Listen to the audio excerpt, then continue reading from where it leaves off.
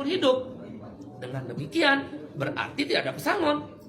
Berarti RUU Cipta Kerja menghapus pesangon. Itu jelas di situ dikatakan. Bahkan penghargaan masa kerja dalam undang-undang sebelumnya nomor 13 diturunkan nilainya, dan penggantian hak buruh dihapus.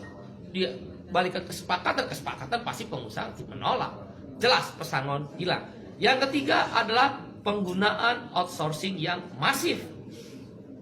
Yang sebelumnya outsourcing hanya 5 jenis pekerjaan, sekarang diperbolehkan. Sekarang semua jenis pekerjaan dan tidak ada batas waktu.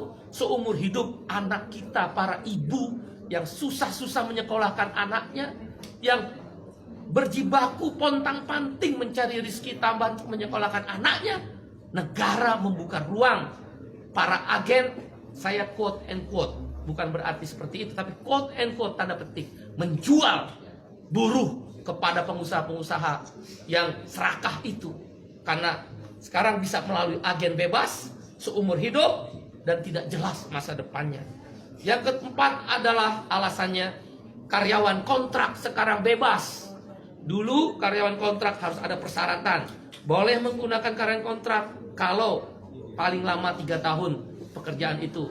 Jenis pekerjaan tertentu, untuk pre-pro, bukan mass product, bukan produksi massal dan sebagainya. Sekarang syarat itu dihapus, dibolehkan menggunakan karyawan kontrak semua jenis pekerjaan dengan batas waktu tidak tertentu. Wahai ibu-ibu dan bapak-bapak, anak-anak kita terancam dengan masa depannya yang dikontrak seumur hidup tanpa kejelasan nasibnya, dan di outsourcing seumur hidup melalui para agen-agen pekerja yang menampung pekerja itu. Berbahaya buat negara ini, terlalu liberal, tidak ada perlindungan negara kepada rakyatnya.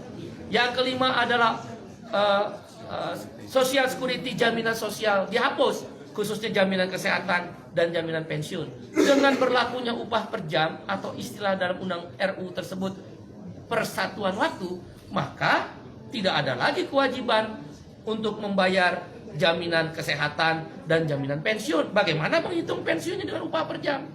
Ditambah dengan adanya outsourcing dan karyawan kontrak yang bebas, siapa yang bayar jaminan pensiun para buruh dan pekerja itu? Dunia pekerjaan Indonesia terancam, pekerja-pekerja lokal terancam. Ditambah yang keenam, alasannya adalah tenaga kerja asing. Dulu harus mendapatkan izin menteri, sekarang hanya sekedar pengesahan tanpa perlu izin menteri. Siapa yang kontrol bahwa buruh kasar tenaga kerja asing bisa masuk? Sekarang saja yang ada izin tertulis menteri bisa hilang, bisa banyak orang buruh kasar tenaga kerja asing masuk. Sudahlah outsourcing, sudahlah kontrak bebas, sudahlah upah murah, sudahlah masa depan tidak ada, buruh-buruh asing bisa bekerja di startup dan lembaga pendidikan sekarang bebas untuk memakai jasa tenaga kerja asing. Itu berbahaya, mengancam pekerja lokal. Yang ketujuh adalah yang kita sebut dengan waktu kerja. Sekarang ini maksimal adalah 7 jam sehari dalam 6 hari kerja, Senin sampai Sabtu, atau 8 jam sehari dalam 5 hari kerja, Senin sampai Jumat. Dalam RUU Cipta Kerja dihapus semuanya. Hanya dikatakan maksimal 40 jam seminggu. Berarti orang boleh bekerja, buruh dipaksa bekerja 14 jam seminggu. Dan buruh tidak diberi waktu istirahat, karena lemburnya boleh 18 jam dalam sehari. Dalam seminggu, maksud saya 18 minggu. Waktu kerjanya tidak lagi 7 jam atau 8 jam. Ini berbahaya untuk masa depan perlindungan kaum buruh. Dan hal-hal lainnya adalah sanksi pidana dihapuskan dengan RUU Cipta Kerja yang baru ini. Orang tidak bayar, pengusaha tidak bayar upah, tidak ada sanksi pidana. Terlambat bayar upah, tidak ada larangan. Kalau begitu kalau saya pengusaha bisa bayar upah 3 bulan sekali dong. Di mana negara kalau begitu? Kalau memang tujuannya investasi, kenapa tidak ada perlindungan? Kita setuju investasi, yang tidak kita setuju adalah tidak ada perlindungan. Dan kemudian hal lainnya yang kesembilan adalah bahwa PHK jadi mudah sekarang. Nggak perlu lagi ada negosiasi dan perundingan dengan serikat buruh. Langsung ke PHI, dan PHI bisa langsung memutuskan Pengadilan Hubungan Industrial.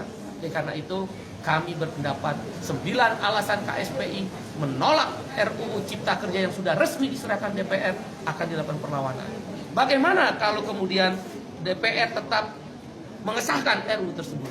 Ada 3 langkah yang kami lakukan. 1, aksi besar-besaran selama pembahasan di DPR, maupun kalaulah dipaksa untuk disahkan yang merugikan buruh tadi. Aksi nasional, aksi daerah, bahkan tidak menutup kemungkinan aksi yang melibatkan komponen yang lebih luas. Kawan-kawan mahasiswa, mereka terancam. Begitu masuk pasar kerja, tidak punya masa depan. Para ibu-ibu, bapak-bapak terancam karena mengeluarkan biaya tinggi untuk menyekolahkan anaknya. Tidak punya kepastian masa depan untuk anak-anaknya. Para pemuda-pemuda dan pemudi terancam, nggak mungkin mau menikah karena outsourcing dan karyawan kontrak. Indonesia terancam, darurat terhadap kesejahteraan Indonesia. Dan karena itu aksi besar-besaran melibatkan semua masyarakat yang lebih luas dan masif akan dilakukan.